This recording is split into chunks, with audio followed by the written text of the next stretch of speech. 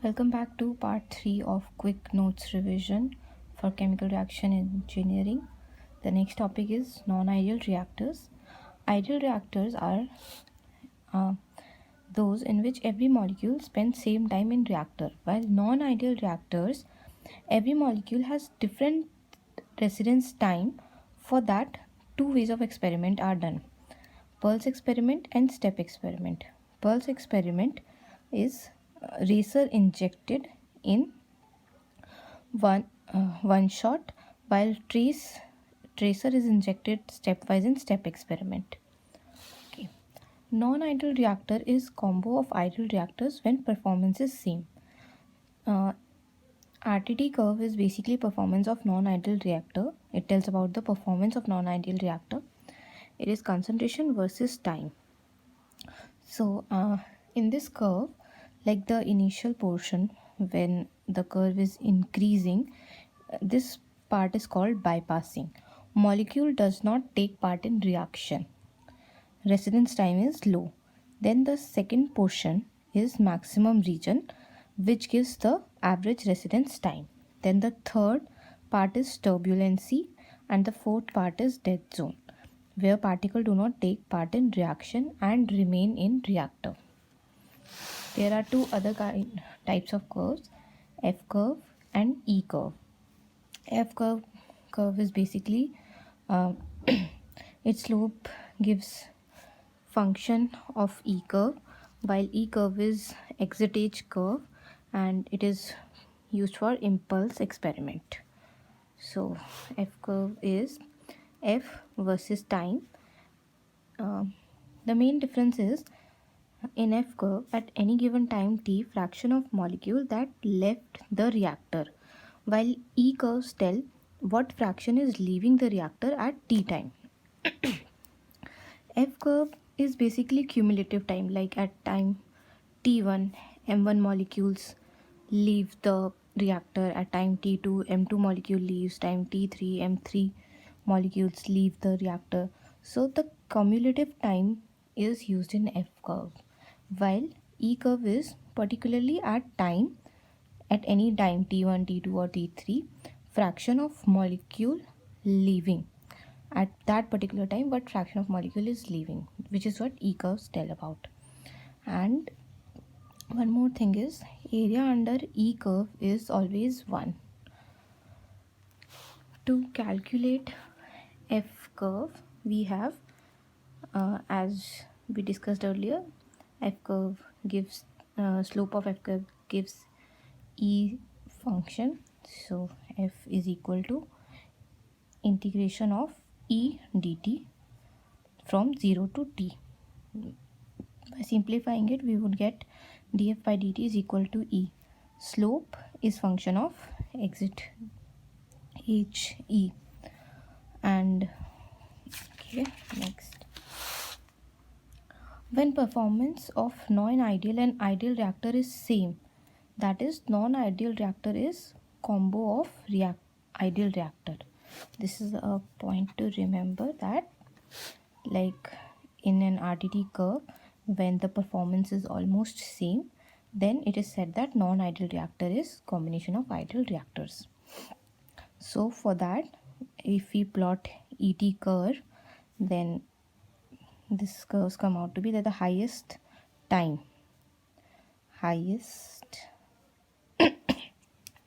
this peak at highest E, peak of pure volume, we get this point. And at minimum time, that is tau p, this is peak of this, both of these are peak of pure volume. This is tau p, this is 1 by tau m at highest E and lowest T. So tau m by tau p is volume by volumetric flow rate, which is equal to volume ratio of reactor. Next is impulse experiment, which is E curve based. So to calculate mean residence time, we use this formula E as a function of time into T dt. E as a function of time as a derivative of time is equal to T, that is mean residence time. integrated from 0 to t. And as we have discussed earlier, area under E curve is 1. So if we integrate et dt, we would get 1 from 0 to t time. If in any impulse experiment question it is given that area is not equal to 1, in that case it means that C curve is given to you. So C is basically concentration curve. So we have to convert in those questions we have to convert C curve to E curve, for which we have to divide the concentration by area. Like example, if we take this graph, so this is C versus T graph. If we divide concentration by area under the curve, then we would get E T graph. And one more thing, T should be between minimum and maximum given time. Like mean residence time, which we calculate, it should always be between our minimum and maximum residence time. So once we convert it, then we could easily calculate our T. So let's take a small visual example. So like if we have a C, just imagine like if we have a CT curve like this, so we have to convert it into ET curve. So for that we would divide C with area. So it would somewhat give this kind of slopes. So area would be total area under the curve, and we can calculate T from E as a function of T into T dt. So for this portion we would calculate, then for the other portion like from time t1 to t2, then from time t2 to t3 we would integrate, and using equation of lines we can calculate E1 and E2 in terms of our coordinates. Like this is if these kinds of questions usually do come, so for that we can calculate E1 and E2 and put it into this equation to calculate our mean residence time. Next is our step experiment. So for step experiment, usually CT curve is given, and for that we calculate T is equal to 1 by C max integrate 0 to C max T dc, time as a function of concentration, time into function of concentration.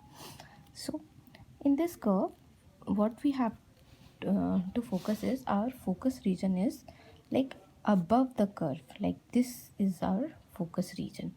So this is our maximum concentration, like this is the main curve, and from this point we can calculate our maximum concentration. This is our half concentration. So for this time, what we have, mean residence time TDC, we have to calculate this T in terms of our concentration. To calculate T in terms of C, we use the slope of curve for this line. We calculate slope of this line. C minus C1 upon T minus T1 gives C2 minus C1 upon T2 minus T1, which would give slope of this line. And from here we can calculate T in terms of C. And C max is equal to m by V naught, where m is mass flow rate and V naught is volumetric flow rate. To calculate moment of RTD, which is equal to T to the power n et dt from time 0 to t, where our n is the moment of that particular required time. For 0th moment, like for example we have to calculate 0th moment of RTD, then n would become 0. So in that case 0 to t e t dt, because t to the power 0 is equal to 1. So 0th moment would be equal to 1. And next is PFR. Few points to remember. PFR, do not affect RTD. It just shifts the curve along tau p times. Like if we have our RTD curve, C versus T curve, then in case of PFR, it shifts the output tau p times later. And CSTR, in case of CSTR, RTD pattern changes. In PFR, the curve is shifted, while in case of CSTR, if input is in this pattern, it changes the pattern of output in RTD. In RTD, if RTD is given in this kind of curve, then and there is a lag phase, then it indicates that PFR is used in that period of time, after which there is sudden change in pattern which indicates CSTR is present there, and the long tail indicates dead space. Next is our non-isothermal reactors, which are of two types: reversible endothermic and reversible exothermic. Reversible endothermic is temperature needs to be kept high, equilibrium conversion is high, and rate of reaction is also high. While in case of reversible exothermic reaction, two factors पे dependent होता है. It's dependent on two factors. T increases, which is because of which the forward reaction increases, but maximum allowable conversion, excess conversion, decreases. So usually reversible and exothermic reactions start with high temperature, and as temperature decreases, our conversion increases.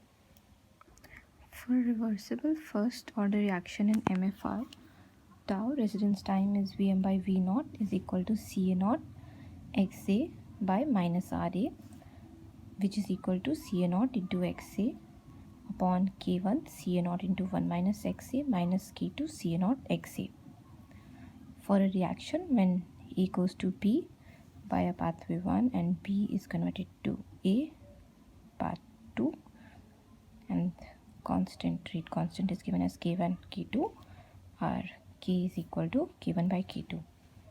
If in this kind of question, it is certain cases are given, if delta Cp, specific heat, is given as 0, which means reaction is independent of temperature, in that case delta H, and also delta H is also given as constant.